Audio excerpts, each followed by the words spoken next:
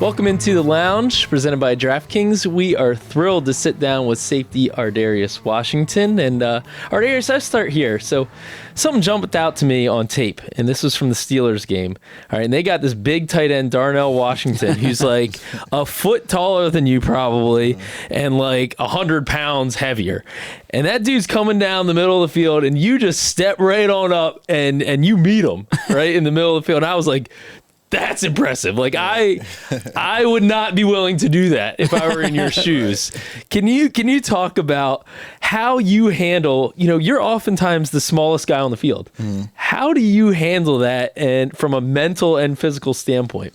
I really just don't think about it too much because I've been the same size like pretty much my whole life. I've always been a small guy and stuff like that. So I really just don't really think about it too much and everything like that. But as far as that specific play, I was just like, bro, it's out of me and him. You know what I mean? Like, it was between us and the end zone. So I was like, you know what? I'll put my body on the line for it.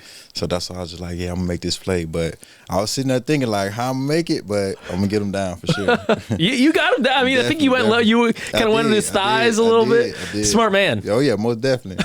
Most definitely. Is that, I'm curious, like, hearing your mindset on that. Like, how do you approach it knowing that there are oftentimes, big guys that are bigger than you, but you can't let that, like in that situation, it's you or him, and you have to be able to come up with the play. How do you approach that on the field? I mean, you just like, it's not too many like 5'9", 5'8" guys, playing in the league or whatever. I mean, so you just think about it like, man, you can't be scared to mess up, regardless of whatever your size is or however big or small or fast you is. It doesn't really matter. Like, we out there to compete, out there to play. So I just think like, man, those 6 foot guys, they get ran over, caught on, whatever it may be. You know what I mean? So I'm just like, I can't be afraid. You know what I'm saying? Whatever's going to happen.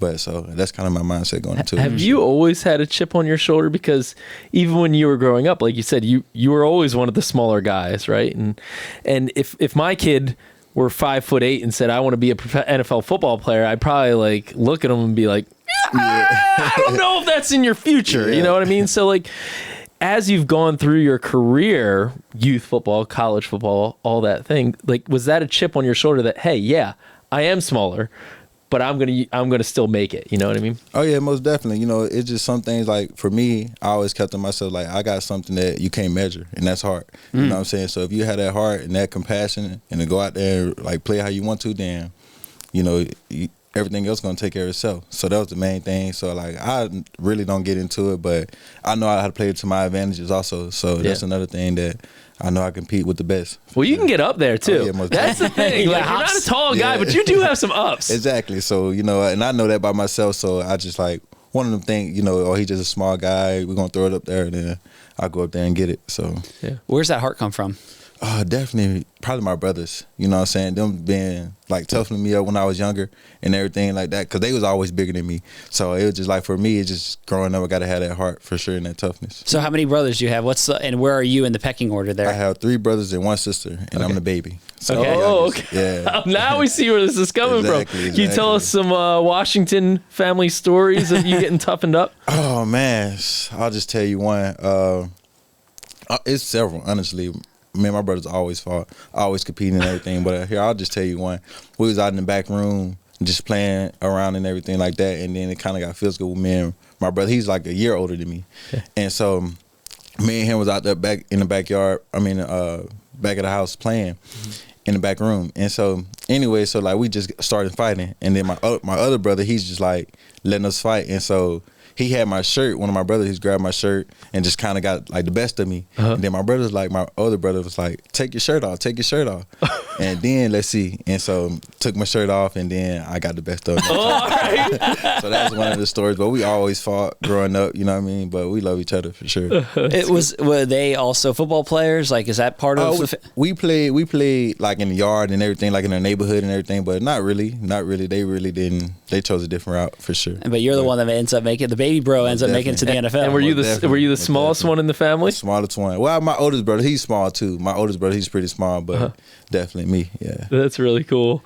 What your NFL career obviously it got off to a tougher start with injuries the past couple of years, and you're already undrafted, and I know you were a highly touted undrafted guy. Like, a lot of teams wanted you.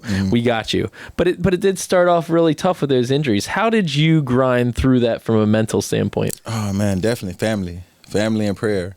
That's like the main thing, and just always just believing in myself. I know like certain things, like soon as I was like getting up to the point where like I was about to be playing or something like that, or injury happened. So sometimes you want to question and be like, why now? You know what I mean? But you just got to keep that faith in yourself and knowing that like whenever you get your opportunity, get your chance, that you're gonna prevail on the other side for sure. Yeah. Is it just texting, calling your family, like you and your family really was helping you? Yeah, definitely. It was like my mom, my sister, mainly my mom and my sister for sure. Yeah. And my brothers, they chipped in too, but it was mainly like my mom and my sister always calling me, always checking on me, always texting me, and then also just watching the Ravens play. You know what I mean? So I'm like, I want to be back out there. So like that kept my hope alive for sure. Right, your brother's piece of advice would be take your shirt off. Yeah, take your shirt out and get on the field. So just for listeners and for viewers, so you go undrafted in 2021, and then like Ryan mentioned, those first 2 seasons dealing with injuries and weren't on the field much, played more last year, and now obviously have really solidified yourself in a starting role. What do you think is it that has allowed you to stick with it over the course of those 4 years when it was challenging, and now be in this position where you are a starter and playing really well? Really, man, just wanting the opportunity, wanted to go out there and prove myself. You know what I mean? So want to go out there and prove myself to the fans, the players, the coaches, and everything like that. So that was like the main thing for me. You know what I mean? Going in practice and everything like that, doing it. And then so now getting into the game and doing it. So that right there kept me motivated and wanting to prove myself that I can play in this league for sure. Well, was there a moment this year where one of the coaches came to you and said, you're going to be the starter? Yes, it was. It was a moment that one of the coaches came up to me and said that. And it was Pittsburgh week. You know what I'm saying? So Pittsburgh week, he came up to me and told me that. So like previous weeks that I was, like I think it was Cleveland game, I started that game. It was kind of like a toss-up in between. So like I kind of like find out like game day type. You know what I mean? But definitely it was Pittsburgh, like they told me that week. And like what's your thought knowing – I know every guy says you prepare every week like you're the starter, and that's like the standard answer, right? And there's probably truth in that. But there's also something different, like when and that you're going to be the guy and that you're going to be the starter and that you've elevated yourself to that position. What did you take away from that conversation of finding out that you were going to be a starter? That they believed in me, that they trusted me. And so that was like the big thing that I took away. And like me for myself, I wanted to go out there and prove them right. You know what I mean? On why they trusted me and why they believe in me. So like that's what like from that conversation I took, okay, now they finally like really gave me my opportunity and they trusted me to go out there and compete with the rest of the 10 guys out there with us. That's a big moment, especially for a guy who's gone through what you've gone through in your career and your background. Can you take us more inside that moment when you were told you're the guy? I mean, for that, it was just like go out there and show them why, you know what I mean, why I'm going to be the starter. And so that's kind of was my only mindset, and the season's not over yet. So, like, I want to finish out strong, and we got a long ways to go, you know what I mean? So, during that moment, like I said, I just want to show them, like, why they chose me to be the starter. Which coach told you that? Coach Harbs, actually. It was Harbs? Yeah, Harbs actually told me right before the practice. I think it was like Friday practice or Thursday practice. Yeah. I think it was Friday practice. He came up and told me, like, you ready? And you're going to be the guy. And I was like, yeah. That's awesome. And just emotionally, what was that moment like for you? Oh, man, it felt great to finally, you know what I mean, get that role, get that starting role, and like him telling me that, it felt great, man. It meant a lot for sure. Yeah. That's cool. And since you've gotten that role, you were playing well. And this defense is early in the year it was a little bit rocky as we know, and then you have solidified things, and I think that you being in there has helped solidify things, and that this defense has kind of turned a corner. You said that when you found out you're going to be the starter, your first thought is I got to prove them right. Well, you've been proving them right over the past several games.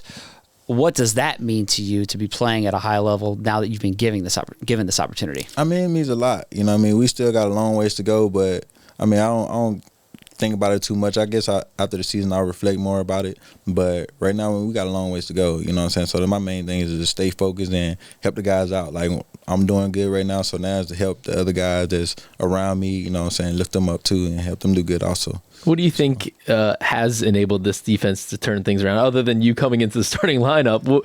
What is it from communication or that's the main thing. It's more so like communication and everybody getting on the same page. We all thinking as one, you know what I mean? There's no miscommunications and everyone taking the blame. So like early on in the year we had some mishaps and everything like that, you know what I'm saying? So now we taking responsibility of what we're doing wrong and stuff like that, and looking into that. You know what I mean? So I feel like that was the biggest thing for sure. And communication and like want to. You know what I mean? I'm not saying that we didn't want to at the beginning of the year, but now like we really want to. We don't want to be the Achilles heel of the team or why we don't go far. Right. You know what I mean? So that was like one of the main things. Now you got an interception. I think it was Bo Nix's first pass, right? That you picked off, and you kind of got that knack, right, for making plays. Like that's always been one thing I've said about you. Just watching you practice. It's like a little bit of Geno Stone. Like Geno had that same kind of knack. You were around the ball and all that. Kyle Hamilton got done telling us this week that that's the next step for the defense, right? It's like, all right, we're not giving up the big plays like we were early in the year. Now let's go take the ball away. Exactly. How much do you kind of say, all right, I'm going to be that guy? Oh, man, all the time. Every game. Even at practice, you know what I'm saying, I had that mindset. So every game, every practice, I go in and like, let's make a difference. You know what I mean? That's how we're going to make a difference. Like you said, we're not giving up the big play. Now we got to take that next step of taking the ball away. Yeah. And that's what we're not doing right now. And so that's what we practice and that's what we preach. And so I want to be a part of that, definitely. And I know I can be, so that's why I want to do. Yeah. It's interesting. I'm curious for you, if you go back to your rookie year, your second year, and you're dealing with the hard stuff, you're dealing with the injuries, and you want to play. Did you question whether you would make it to this point? I guess it was a little bit of a question there. Not really, honestly. Like I always seen myself as a starter and knew one day when I got my opportunity that I'll be in this position for sure. So I guess I kind of questioned it a little bit, like dealing with the injuries and everything, like because I was like, well, like my injuries allow me to get to that point or anything like that before. Just like my personal beliefs, I kind of always see myself like getting to this point for sure. Well, the Ravens have a long track record of undrafted guys who have come here and had success, or even 7th round picks like Geno at your position. Right? Yeah, like you've had this example of players who late round picks, undrafted players who have come here and been successful. When you go back to when you were thinking about the draft happens, I want to go through the draft actually. Like, what was your draft day weekend story, and then how did you ultimately land here? Ooh, man, draft day. I had like my family, my friends over, and bro, that was tough. That was a tough moment. And so I honestly thought I was going to go pretty high. I thought I was going to go pretty high during the draft. But after he got about the 5th round, I just went upstairs. Like, all my family's downstairs. I just went upstairs and didn't even look at the draft no more. Like, I stopped worrying about it, got off my phone. I was just in my room by myself. Wow. You know what I'm saying? I ain't going to lie, that sent me to a dark place because I was, like, confused. I didn't know why. And so that kind of was it. And then after the draft was over, teams was calling me. You know, one of them, I'm like, bro, I ain't trying to talk right now. Y'all talk to my age and like we'll figure it out. You know what I mean, or whatever or not. And honestly, how I ended up then, how I chose to end up going to the Ravens was Marlo ended up calling and Patrick Queen ended up calling. They both called. Of course, the coaches called, but Patrick called first. Yeah, Patrick called first. I talked to him for a little bit. And then I think Marlo called like right after that. Marlo called, and then he was like, we want a safety. He was like, man, I want you to come here. I want you to come here and be a safety over the top to help us out with this defense. And so that was that. And then PQ called like, I'll say like 5 minutes later. He was like, bro, what's your decision? What you going to do? I want you to come here. You know what I mean? And I was like, all right, bro, I think I'm going to come there. You know what I mean? I was like, I'm going to talk to my agent. And we got the same agent also. So I was like, I'm going to talk to Rick, you know what I'm saying? Let him know and talk to him about it, and we'll see. And so end up calling Rick, and I was like, yeah, that's the team I want to go with. You know what I mean? So, did you have a relationship with those two guys before? Marlon, no relationship with Marlon, but PQ, yes. Okay, so like all of a sudden you don't know Marlon and he's blowing up your phone. Yeah. And what are you thinking at that moment? I was confused. I'm like, bro, this is Marlon Humphrey calling me. You know what I mean? At the time, I'm like, bro, this is Marlon. Like, you know, it's kind of like, it was an amazing feeling for sure. You know what I mean? Him calling me, definitely. I was like kind of shocked, but. Did you have any other players from other teams? Like, is that a thing that happens? Yeah, no, I don't know. But the other people that called, it was just coaches. You know, it was just coaches and stuff like that calling. But as far as players, they was the only team that had players calling. Now, the only problem with this story is that Marlon does fancy himself a recruiter. Like, he actually thinks he has an impact. So if we say that he actually did, I know. Exactly. His recruiting worked in this situation. He was actually at the airport when he called me. He was like, "Hey man, I'm at the airport." You know what I mean? So I'll pick you up right here. I'll wait for you. Grab your bags. Yeah, he definitely called for sure. Now you didn't have to change colors too. Went purple to purple. Exactly. So that wasn't bad at all. The wardrobe stays the same. Exactly. So some of my TCU stuff I was wearing it here. You know what I mean? Like my purple tights, and I had some gloves and everything like that. Yeah. And so I was just wearing it here. So definitely. Do you still? We talked about carrying kind of the chip from your size on your shoulder. That undrafted chip, does that ever go away? Oh yeah, that's never gonna go away. You know what I mean? I'm kind of always had that edge about me. You know what I mean? I was an undrafted guy because I still feel like they got that wrong. So I'm always forever had that. You know what I mean? And I take that out with my play. Yeah. You know, so. Well, it's kind of crazy because I was reading that like some places like thought you might be a first round pick, and so like, you know, not to belabor the point here, but like was that if you're thinking, did you think like, yeah, exactly, how does that happen? Like, Why do you think? What's your best guess? Size. That's the only thing I could see. And then like my last year, I didn't have no interceptions, but they wasn't trying me anymore. So like, I don't know. That's the only thing I could have seen. You know what I mean? So that's why I was like kind of confused too. Yeah. Like you said, it was some of them had me at first round pick. You know what I mean? So it's just like, I don't know. That's a dark place though for me. I was in a dark place for about 4 months. Probably about 4 months. Even when I made the 53-man roster, I still was like upset about it. You know what I mean? I was grateful, but I still was thinking about it. Like I said, I'll forever think about it. You know what I mean? So how'd you get tip on my shoulder for sure. How did you get over it once you got here? Making the 53-man roster. You know what I mean? So once I made the 53-man roster, it was just like, okay, I can still play the game. You know what I mean? Regardless of where I win in the draft or anything like that, I can still do what I need to do. You know what I'm saying? To play football, which is what I wanted to do ultimately was the opportunity. So once I realized that I can still have that same opportunity, even going undrafted, I kind of like, you know what I mean, got past, like got at that dark place, I'll say. I'm curious. I see the tattoo on your hand, which is very interesting. It's like a globe tattoo. Can you tell us the story behind that? Honestly, truth be told, I'll tell you the story. So y'all know who Tyrann Mathieu is, right? Yeah. Right. He's a Louisiana guy and everything like that. And so honestly, that's kind of the backstory of that tattoo. So like when I was about 7th grade, I was like, that's what I want to be like, honestly. And so I got this was like one of my first tattoos. I got this like my freshman year of high school.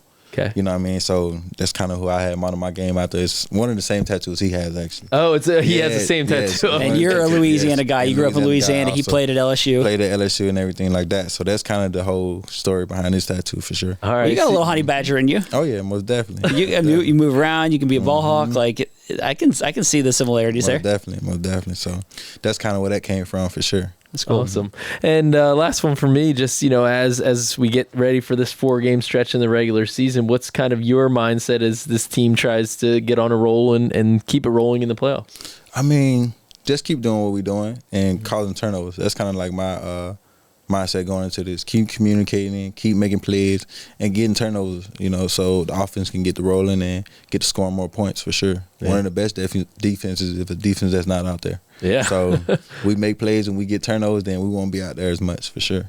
And lastly for me is, can you tell me the confidence that this team has? Do you sense, like I felt like the bye week was a reset, needed it physically, mentally, everything, but there's still confidence and optimism that this team can still be a really good team. You're in good position and like all the goals are still in front of you. Talk to me about the confidence that this team has. I mean, we have like our confidence never wavers. You know what I mean? So, and I say that because like the games that we have lost and everything like that, it was self-inflicted. And so we got away, we got a time to reset, refocus and everything like that. So now that we back, I feel like the confidence never waver. It's just that we know what we need to do is not have those self-inflicting wounds, and I feel like we'll be all right. Oh, wait, I thought of one more question. Well, you have the locker next to Derrick Henry, which is a great partnership. I mean, you don't usually see the running back like that much bigger than the safety next to him. What's it like sitting next to Derrick Henry? Can you share any insight about him with us? I ain't gonna share too much. Derrick's a prior guy, so I ain't gonna share too much. But no, that's my dude, bro. Yeah. That's my boy. You know what I'm saying? I got to know him, you know what I'm saying, with him being right next to me and everything like that. But nah, he's cool. You know what I'm saying? It's amazing being next to a 99 player like that. You know what I mean? So it's amazing, definitely. If you saw Derrick Henry in a hole, would you still approach him like you did Darnell Washington? That's the question. I have no choice. That's his mentality right there. I have no choice, you know, so that's my little big bro. I'm bigger than him, though. I love it. Well, thank you, Ardarius. I appreciate it. Thank you. Yeah, thank you. You're listening to the Lounge Podcast. We are coming to you from the SeatGeek studio. We also want to mention our partners at DraftKings Sportsbook. They are an official sports betting partner of the Baltimore Ravens. DraftKings Sportsbook, the crown is yours. So I enjoyed sitting down with Ardarius and just learning a little bit about him. I think that his mentality comes out. He exudes like confidence and optimism. It's a guy who has the deck stacked against him to a certain degree. Yeah. And it's been fun to see him play well this year. I've always liked him. I agree with the Geno Stone comp. For him, I think that there's a lot of similarities there. You just watch practice and you're like, this guy just keeps making plays. And I think honestly, that's how he made the team coming out as an undrafted rookie. I think Ardarius might be a little more athletic than Geno. Like if you were to look at the testing numbers, the speed, the leaping, I think he's got a little bit more of that. I think the similar thing for me is like they were consistently around the ball as players who were fighting for roster spots. This guy just keeps making plays. They've both got good instincts. I mean, that's what you want from a safety, right? You got to be instinctual. And it would not surprise me at all if Ardarius had the career trajectory that Geno did. Geno didn't have as many injuries early in his career, so he kind of had the benefit of he got more snaps playing special teams for a long time. Ardarius has just missed a fair amount of time. So, if he's already playing this well, think about when he gets more plays under his belt and more reps, right? That's just going to make him a better and better player. And I think that the skills are there.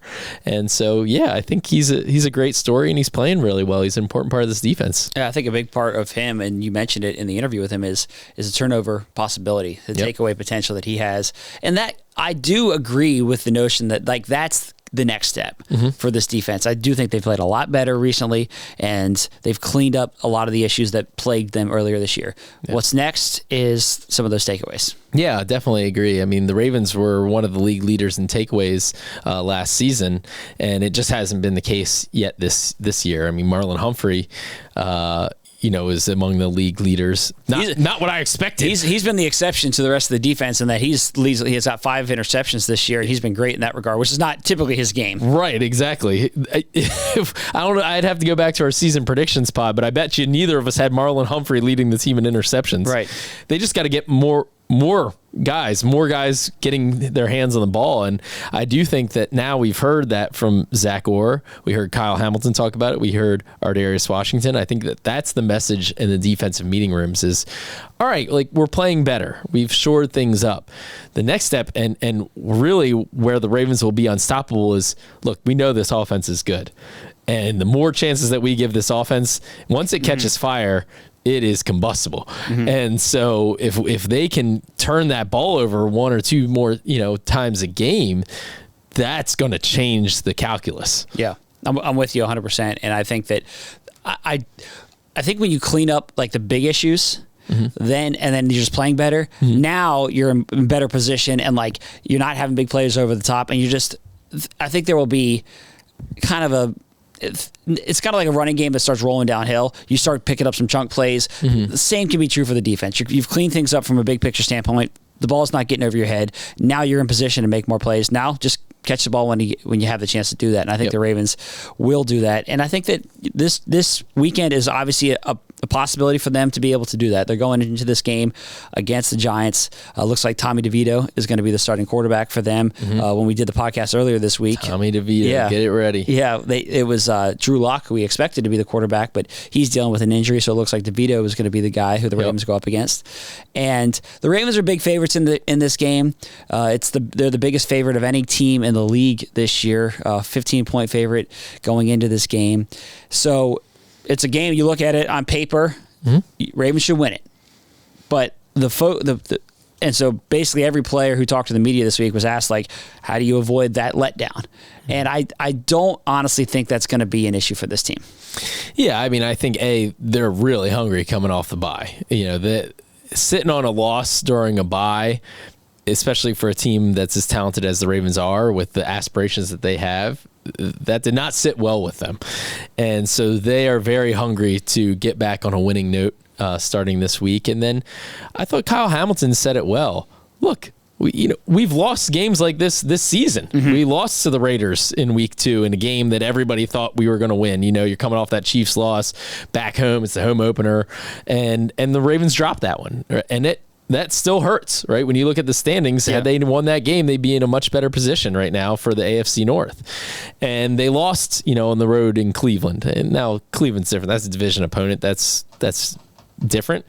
But still, the Ravens are heavily favored to win that game as well. So, like, they've learned that lesson. And I think that the Ravens have had the right mentality all this week, that it's about us. It's about playing really good football on our end, and we're not going to worry about and look at the matchups and think that, oh, yeah, we got this game won. Yeah. It was kind of funny talking to Lamar Jackson this week, because after the game against Philly, man, he was hot on the press conference. During his press conference, you could tell he still had that fire burning.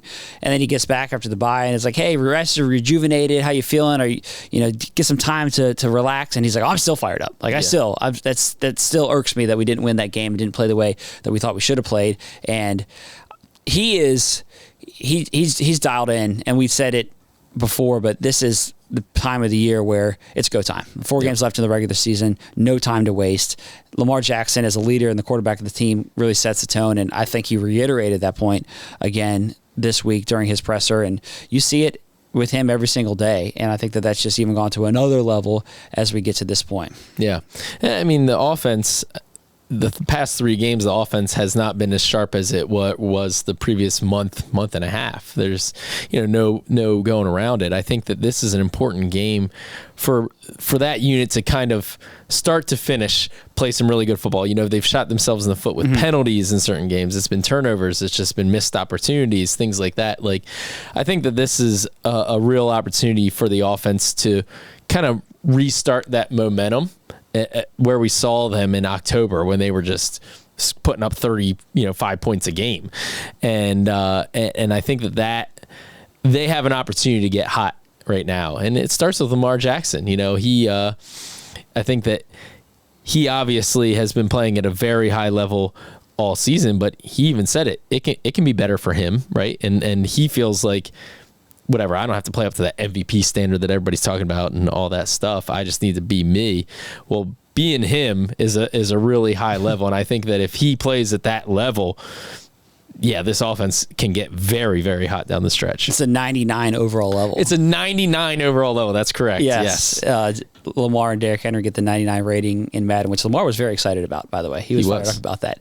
He said it's overdue, so he'd been waiting for that one for a while. Yep. But in all honesty, so like Lamar, I guess the narrative around him at times is put on your Superman cape and go make plays happen. You're the most exciting player to watch in football. You can do things nobody else can. So just go out there and make that happen. Yeah. And his point of and he's correct in this.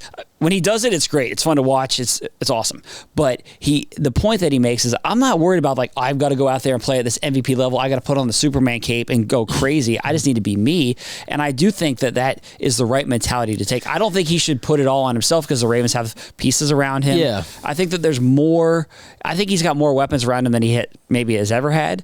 And I just don't think that it's all on him. I think that this is what superstars in any sport deal with, right? Michael Jordan, right? Like, how much do you just say, give Michael Jordan the ball and let him do what he does? Right. But those players, and MJ went through it in his career, when you learn how to lean on your teammates at certain times, and that's when you become even better, right? And Lamar is at that level of superstar, right? And that's always been a conversation around him, and will continue to be, is sometimes after the AFC Championship game, Lamar told us on this very podcast, I felt like I could have done more. There were times when I could have taken off and run more and thrown on that cape some more, and he regrets not doing that. At the same time, you don't want him to feel like he has to do that all the time. He needs to lean on. So it's a really difficult balance. Yeah. He's the best player on the field, and so you want him to do his thing. But part of doing his thing and making him so great is, trusting Zay Flowers, Mark Andrews, all these guys, Bateman, to make those plays around him. Yeah, it is this balance, because after the game against the Eagles, there was conversation, and it especially made headlines because of kind of the funny element of it, of his mom telling him, you should have taken off and run more. Yeah. And so are there chances for him to do that? Maybe. We went through that last week, actually, and I think that there's that balance, and I actually think Lamar does a pretty good job, really good job, of knowing when to take off and run. I think that like that is a really good element of his game, is the knowledge that you don't see in like a stat sheet that doesn't show up, is when to take off and run or when to scramble to look down the field. I think he has a good feel for that. And I think so. And then getting the ball, he's going to be the best running quarterback of all time. He's going to break Michael Vick's records. I think he's pretty good at that. Yeah, but I just mean like not just running, which he's great at that, but like the decision making is really superior. And I think it's gotten even better over the years. I agree. And so I think that he does. So I think that all of that is part of the challenge in navigating like how much you take off and run, how much you look for plays to develop and wait for something down the field. When do you put on the Superman cape? When do you play within like the structure of the offense? Like when you go backyard football, all of that's just part of it. Yeah, putting on the Superman cape doesn't mean that you're just running more. No, I just mean like when you're extending the play and throwing a 40-yard bomb because he escaped a sack miraculously. That's the Superman stuff. Yeah, and so like I think the whole like should Lamar run conversation, to be honest, like this week has been kind of it's a little overblown. Yeah, I think so. Yeah, and I think honestly a more interesting conversation is like, yeah, we want Lamar Jackson to lead us here down the stretch. But, oh, by the way, there's another guy in the 99 Madden club that you also want to feed the ball to, right? Yeah. Like, we've talked all year about Derrick Henry and how he gets stronger as the year goes on, stronger with the more carries he gets. Well, it's December. Over his career, he's had higher yards per carry in December and January than he has the rest of the year. And so how much do the Ravens feed the king, I think is a bigger question. Yeah, I think that a lot. To answer your question, how much? A lot. Yeah. A big plate. It's looking like my pizza plate. It's looking like your pizza plate, for sure. One other guy who certainly gets plenty of action is Mark Andrews. Yes. And he is closing in on the franchise all-time touchdown records, combined receiving and rushing total touchdowns. Total touchdowns. Franchise history. Jamal Lewis has that record right now. And with actually 47. Mark actually has tied. With both of them have it. One more, and Mark sits atop that record book. And that could happen this week, but he's close. You talked to him this week, didn't you? I did, yeah. So, I think he feels very grateful to be in this position. As always, he talks about, hey, it's my teammates that have put me in this position, Lamar and all those things. That's how Mark is. He's a team guy, and he said, really, for me, scoring touchdowns, what's the best feeling is like just putting more points on the board for my teammates and like making their work. Lamar, making him look good by making the plays for him. That's how Mark looks at it. But there's no doubt that that's why he plays the game, for that feeling, to get in the end zone. That's the ultimate for him. And I thought it was fun this week talking to different people about what's your favorite Mark Andrews touchdown. Yeah. There's been a lot. Yeah, there's been 47 of them. That Eagles touchdown was pretty nice, the head topper. And Mark said his favorite was actually the Colts game a couple years ago when the Ravens stormed from behind, were big deficit in the second half, 21 points, I think, and came back. Mark scored 2 touchdowns and 2 two-point conversions in the fourth quarter, including one with less than a minute left, to force overtime in that game, in a game that the Ravens eventually won. He said that was his favorite because his grandmother had passed that week, and he felt like she was with him. So that was one. But Lamar had a tough time picking his favorite. Isaiah Likely had a tough time picking his favorite. So it's pretty awesome. Lamar was pretty funny at talking about like his favorite Mark Andrews stories. He's like, all right, here's one that play the rookie year against the Chargers. Now here's another one that catch you head against the Browns. And here's like he just kept rattling them off. And I think that speaks to who Mark is. I think what makes Mark such a prolific touchdown scorer is he's a big body in the end zone. B, great knack for getting open and finding Lamar's eyes and finding passing lanes. And then C, as Isaiah Likely put it, it's the want-to. And nobody's a bigger dog out there than Mark Andrews. Yeah. And sometimes and Jamal Lewis, I talked to Jamal Lewis as well, and he said the same thing. Down in the red zone, near the end zone, it's strongest man wins. And nobody wants it, and nobody's going to dog more than Mark Andrews. I think that's well put. I think you said knack, like Mark's feel is as good. Mark and Lamar, those two guys, like the feel they have for the game, the spatial, the body awareness, that type of stuff is as good as anybody I've ever seen. And I think that that is so underrated, and it's been fun to watch those two guys, and Mark has a great feel for it. So maybe that happens on Sunday at MetLife. Yeah, definitely. This is as we said, the Ravens are big favorites in this game, but the Giants, they're not going to go down without a fight for sure. They have some talented players on their side. Malik Neighbors, he's a very talented wide receiver that this defense is going to have to contend with. I'm interested to watch the matchup between he and Nate Wiggins. Yeah, the two rookie first rounders. Rookie first rounders. I bet that they're going to meet a fair amount, so that'll be one to watch. And then, this Giants defense, their offense with Tyrone Tracy Jr., he's been kind of a sensation for them.